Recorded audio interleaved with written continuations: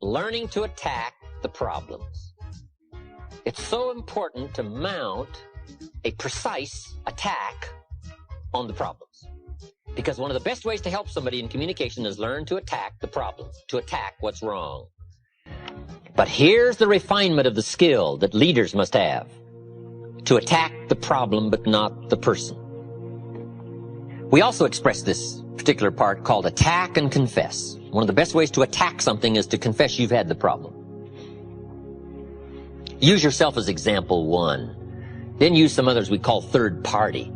Let me tell you about Mary. If Mary was here, she would confess, but she isn't here, so I'll confess for her. She put it off. She had the problem. And if she was here, she might even try to persuade you with tears. Right? We call that third party. But one of the best is to use party one, called you, to attack the problems. Now, what are some of the things that need to be attacked? Let me just give you some examples. It's a pretty long list, but we'll have to just be sufficiently satisfied with a few, and you can continue these studies on your own. Procrastination. That's a good one, front and center. We've got to attack procrastination because it's so insidious. It eats up such large chunks of your life and leaves you in a small corner. Putting it off. Delaying. Letting it slide. Now, I'm one of the best to attack procrastination because I confess to being one of the all-time great procrastinators. I've done a lot of things, but I've put a lot of things off. Procrastination. I am so good, I could teach it. Procrastination. I can show you how to do it so it don't show. I mean, I'm so good. I'm so good. But I also know the pain of procrastination. I also know the regret that comes from procrastination. I can also show you pieces of my life missing, never to be repaired, because I let it slide. Now, see, if we all studied our own lives, and we're trying to help somebody with this insidious disease of procrastination and putting it off, front and center, we use ourselves as best example, because you feel the strongest about your own experiences and your own emotions. Do you think you could help somebody with procrastination? Developing this skill of going back, rehearsing your own life, and coming up with the essence of the emotion and the experience to try to illustrate to somebody how insidious it can become and how devastating it can leave your life and what'll be missing if you let it slide. That's what we call learning to attack the problem. Now, underline the word attack. It's very important to go after the insidious. The great leader of the Christians says, "The things I once hated I now love. The things I once loved I now hate." It's so important to incorporate both love and hate in the same conversation. Now, let me give you the dilemma. This stuff isn't easy. It's so easy to be careless with words and get the wrong reaction. What if you meant to say, "What's troubling you?" and instead you said, "What's wrong with you?"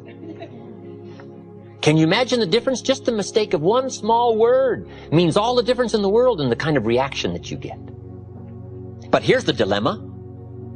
To attack the problem, but not the person. God's got the same dilemma. God says, "I love you, but I hate your sinful ways." Now, see, that's a challenge. To show somebody that you love them, but you hate. How do you put love and hate in the same sentence? I'm telling you, it is essential to show your contempt for the problem and your concern for the value. These are not easy skills. You don't walk these summits of intellectual thought and word choice and emotional content and precision. You don't learn these overnight. But your commitment to excellence in communications can make all the difference in the world in how your economic and social and personal world works out. And here's part of the challenge. God says, "I love you, but I hate your sinful ways." Now, since me and my sinful ways are bound up so close together, I tend to take that personal. And God has to say, "No, no, no, let me make it clear one more time. I love you, but I hate your sinful ways." See, we've got to make that clear. You got to make it clear to your children. I love you, but I hate what you're doing and what it's doing to you. So you got to learn to put love and hate in the same sentence and to make the insidious as devastating and as ominous as it should be, and make the opportunity as bright as it can be. But we've got to learn to paint by language and by emotions how much we hate the wrong in order to develop the good. And this is some stuff you can't be mild with. See, you can't take the mild approach to the weeds in your garden. You've got to hate weeds bad enough to go kill them. You say, well, I've learned to handle this stuff. This is not stuff you handle. This is stuff you devastate. This is stuff you've got to kill. If something is going after some treasure and some value, you've got to go after it with a high, hateful attempt by word, by language, by emotions, whatever is necessary to get the job done, to illustrate the evil and the possibility of good. Now, these are not easy skills. But if you want to extend your reach, in my opinion, you just have to engage in the confrontation.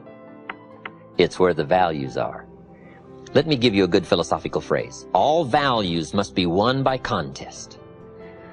All values must be won by contest. And after they've been won, they must be defended. You say, wow, you've put a pretty heavy task on us. That's what life is all about, a pretty heavy challenge. We don't give large trophies for small effort.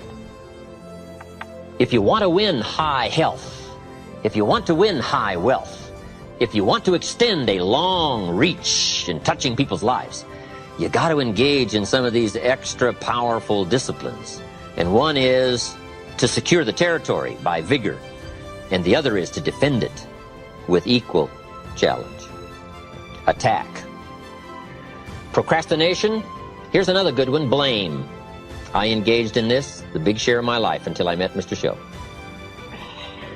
I used to blame my negative relatives. I used to blame the government. I used to blame taxes. I used to blame prices. I said, it costs too much. Show said, no, let's cover the real problem. You can't afford it. I thought, wow, I never looked at it like that before. Shoaff said, sir, you must intellectually understand, it's not it that's your problem. It's you that's your problem. It's not out there that's the problem. Out there is like it's been for 6,000 years.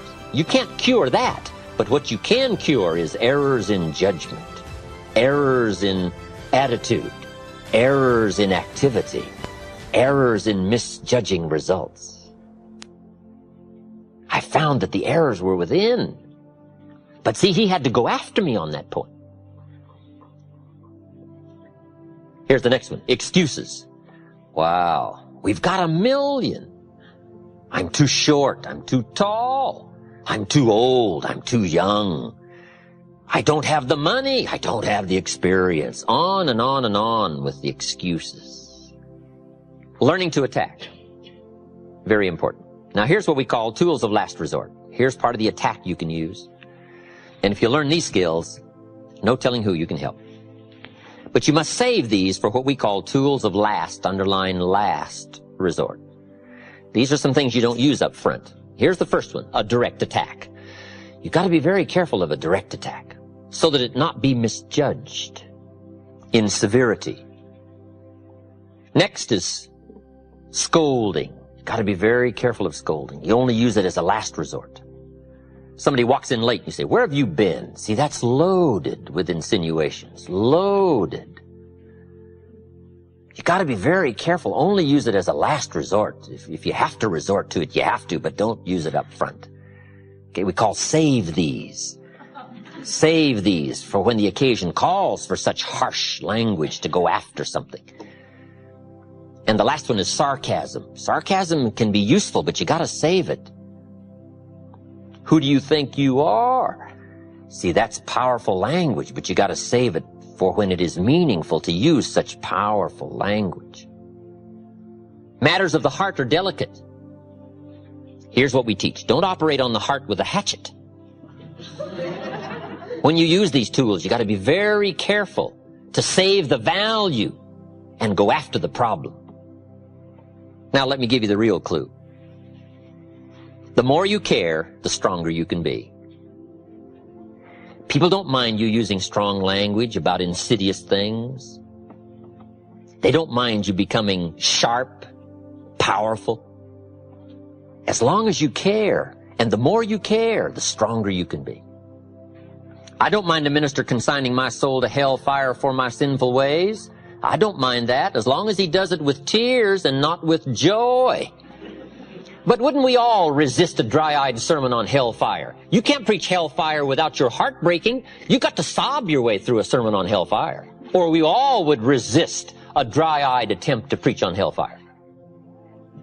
Why? A simple, obvious lack of really caring. And there are some subjects you cannot even deal with unless your heart breaks and unless visibly it shows by the emotional content that you really care. Now you can deal harshly with some powerful, important problems. Tools of last resort. Attacking the problems, but not the person.